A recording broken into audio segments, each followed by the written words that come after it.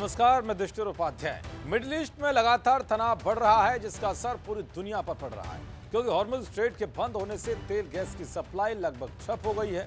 फारस की खाड़ी में तेल गैस के टैंकरों का तांता लगा हुआ है, जिसके चलते एक बड़ा ऊर्जा संकट खड़ा हो गया है। ऐसे में अगर किसी भी तरह से हॉर्मुज़ से जहाजों का मूवमेंट होता है तो उन पर मिसाइलें गिरा दी जाती हैं। एक बार फिर हॉर्मुज़ के पास भारतीय जहाज पर मिसाइल से हमले की खबर सामने आई, जिसके बाद भारत गुस्से से भड़क उठा है और ऐसी चेतावनी दे डाली कि जिसके बाद ईरान के सुर ही बदल गए।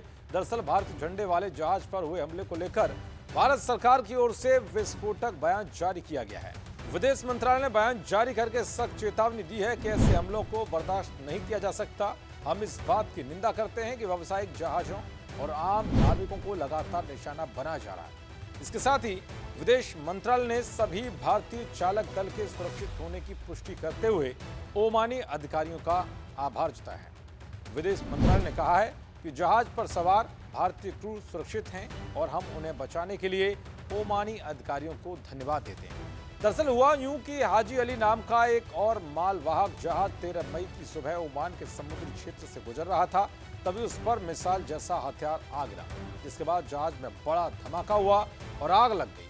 हालात बिगड़ने पर सभी 14 क्रू मेंबर्स ने लाइफ बोट की मदद से जहाज छोड़ा। ओमान कोस्ट गार्ड ने सभी 14 क्रू मेंबर्स को सुरक्षित बचा लिया। इससे पहले भी भारत का एक और जहाज 7 मई को हमले का शिकार हुआ था। हॉर्मुज़ स्ट्रेट से गुजर रहा गुजरात का मालवाहक जहाज अमेरिका और ईरानी नेवी के बीच फायरिंग का शिकार हुआ था। इस हादसे में एक भारतीय चालक दल सदस्य की मौत हो गई थी, जबकि 17 अन्य लोगों को समय रहते सुरक्षित बचा लिया गया। तो दिल्ली में ब्रिक्स देशों के विदेश मंत्रियों की बैठक में विदेश मंत्री एस जयशंकर ने बहुत बड़ी बात कही है और ईरान को एक बड़ी नसीहत दी है। जयशंकर ने कहा है कि स्थिरता चुनिंदा नहीं हो सकती और शांति टुकड़ों में नहीं ला जा सकती। साफ संकेत दिया है कि पश्चिम एशिया में जारी संघर्ष सिर्फ क्षेत्रीय नहीं बल्कि वैश्विक अर्थव्यवस्था के लिए भी बड़ा खतरा बन चुका है। तो भारत की कड़ी प्रतिक्रिया के बाद ईरान के तेवर बदल गए हैं।